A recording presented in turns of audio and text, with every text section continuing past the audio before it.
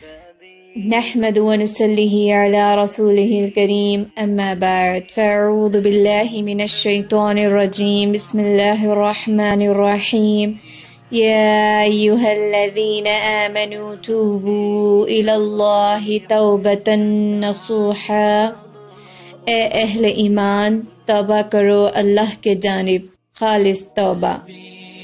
اس میں پلسرات کے اس ماحول کی جھلک آئی ہے جس کی تفصیل سورہ حدید میں بتائی گئی ہے۔ اس آیت کی ابتدائی حصے میں اہل ایمان کو توبہ سے متعلق جو حکم دیا گیا ہے، اس حکم میں بہت جامعت ہے۔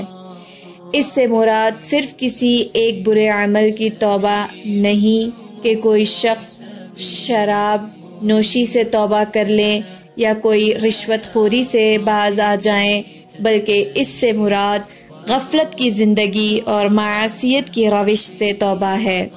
بلکہ یوں سمجھیے کہ یہ زندگی کا رخ بدلنے کا حکم ہے کہ اے ایمان کے دعوے دار، ذرا اپنی زندگی کے شب و روز پر غور تو کرو کہ تمہارا رخ کس طرف ہے، تمہاری زندگی کے سفر کی منزل کیا ہے، تم محمد صلی اللہ علیہ وسلم کے نقش قدم پر چل رہے ہو یا کسی اور کی پیروی کر رہے ہو۔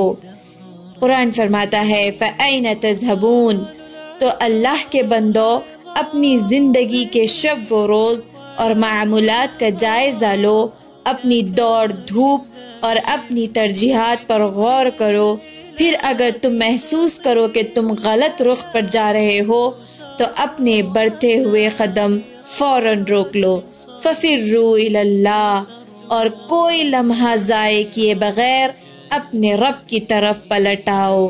تمہارے پلٹنے کے لیے اللہ کی رحمت کا دروازہ اس وقت تک کھلا ہے جب تک تمہاری موت کے آثار ظاہر نہیں ہوتے، چنانچہ ابھی موقع ہے کہ اس سے حضور سجدہ ریز ہو کر اپنی کوتاہیوں کا اعتراف کرو۔ زندگی کے جو ماہ و سال غفلت کی نظر ہو گئے ہیں، ان پر اشک ندامت بہاؤ، صدق دل اور اخلاص نیت سے معافی مانگو اور غلط روش کو ترک کرنے کے بعد زندگی کا سفر اثر نو شروع کرو۔ اس کے بعد اللہ فرماتا ہے عَسَىٰ رَبُّكُمْ أَن يُكَفِّرَ عَنْكُمْ سَيِّئَاتِكُمْ، امید ہے تمہارا رب تم سے تمہاری برائیوں کو دور کر دے گا۔ تمہارے توبہ کرنے سے اللہ تعالی تمہارے نام اعمال سے تمام دھبے دھو ڈالے گا اور تمہارے دامن کردار کے تمام داغ صاف کر دے گا۔ حضور کریم صلی اللہ علیہ وسلم کا ارشاد ہے التائب من الذنب کمن لا ذنب لہ، کہ گناہ سے توبہ کرنے والا ایسے ہو جاتا ہے جیسے اس نے وہ گناہ کبھی کیا ہی نہیں ہو۔ پھر اللہ فرماتا ہے وَيُدْخِلَكُمْ جَنَّاتٍ تَجْرِي مِن تَحْتِهَا الْأَنْهَارُ، اور تمہیں داخل کرے گا ایسے باغات میں جن کے دامن میں ندیاں بہتی ہوں گی۔ یوم لا یخزی اللہ النبی والذین آمنوا معہ، جس دن اللہ اپنے نبی کو اور ان کے ساتھ ایمان لانے والوں کو رسوا نہیں کرے گا۔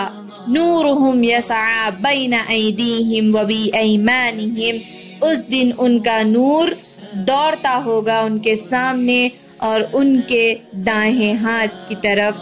یہ اللہ تعالیٰ کا فرمان ہے کہ اس دن ان کا نور بڑھ جائے گا۔ یقولون ربنا اتمم لنا نورنا، اور وہ کہنے لگیں گے کہ اے ہمارے رب ہمارے لیے ہمارے نور کو مکمل کر دے۔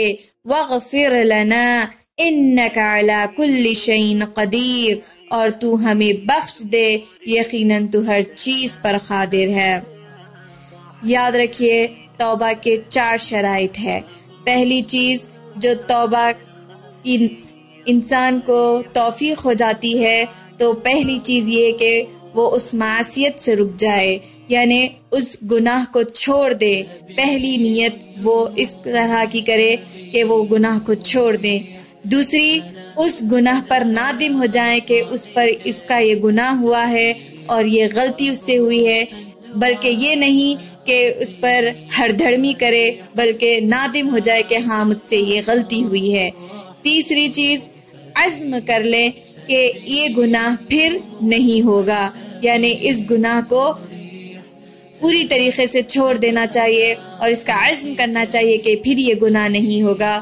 اور چوتھی اور آخری چیز، حقوق اللہ، یعنی اگر حقوق اللہ سے اگر کوئی غلطی ہو جاتی ہے، یعنی حقوق اللہ میں اگر کوئی غلطی ہوگی ہو تو اللہ پھر بھی اسے معاف کر دے گا انشاءاللہ، لیکن اگر حقوق العباد سے اگر کوئی غلطی ہو، یعنی بندے سے اگر بندے کی غلطی ہے تو وہ جب تک معاف نہیں ہوتا جب تک کہ وہ بندہ خود اسے معاف نہ کر دے۔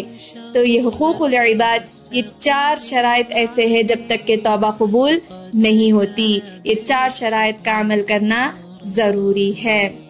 اور یاد رکھیے، مرتد کی توبہ کبھی قبول نہیں ہوتی، یعنی جو ایمان لانے کے بعد گناہ کی طرف روش اختیار کر لے اور پھر وہ کافر بن جائے، اس کی توبہ ہرگز قبول نہیں ہوگی۔ ہنسی آتی ہے مجھے حضرت انسان پر، ہنسی آتی ہے مجھے حضرت انسان پر، خود ہی غلطی کرتا ہے اور لعنت کرتا ہے شیطان پر۔ بسم اللہ الرحمن الرحیم، یا ایھا الذین آمنوا توبوا الی اللہ توبۃ نصوحا عسى ربكم أن يكفر عنكم سيئاتكم ويدخلكم جنات تجري من تحتها الأنهار يوم لا يخزي الله النبي والذين آمنوا معه نورهم يسعى بين أيديهم وبأيمانهم يقولون ربنا أتمم لنا نورنا واغفر لنا إنك على كل شيء قدير. Believers, turn to Allah in sincere repentance. Maybe your Lord will expunge your evil deeds and admit you to the gardens beneath which rivers flow. This will be on the day when Allah will not disgrace the Prophet and those who have embraced faith and are with him.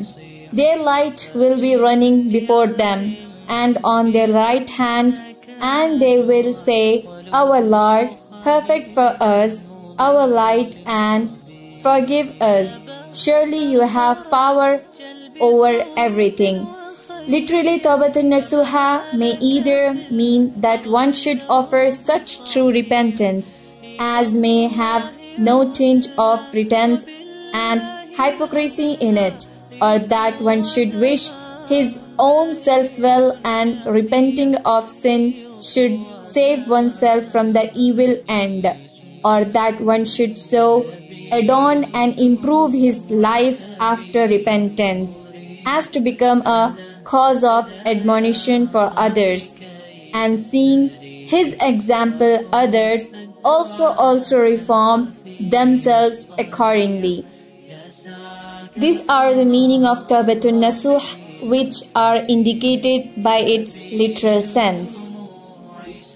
Zir bin Hubaysh, he says, when I asked Ubay bin Ka'b the meaning of Tawbatun Nasuh, he said that he had asked the Prophet, peace be upon him, the same question, and he had replied, it implies that when you happen to commit an error, you should feel penitent for it, then should implore Allah for forgiveness remorsefully, and then should refrain from committing the same error again. This same meaning has been reported from Umar and Abdullah bin Mas'ud. And Abdullah bin Abbas also. In a tradition, Umar has defined Tawbatun Nasuh thus: after offering repentance, one should not even think of committing the sin, not to speak of repeating it. The man asked, what is true repentance? Ali radiallahu anh replied, it should be accompanied by these things. You should feel penitent for the wrong you have done. Secondly, you should carry out the duties that you have ignored. Then restore the rights that you have usurped. And then ask forgiveness of him whom you have wronged. Make a resolve not to repeat the sin again. The lastly is consume yourself in obedience to Allah as you have so far been consuming it in wrongdoing, and cause it to taste the bitterness of obedience as you have so far been causing it to enjoy the sweet taste of disobedience and sin.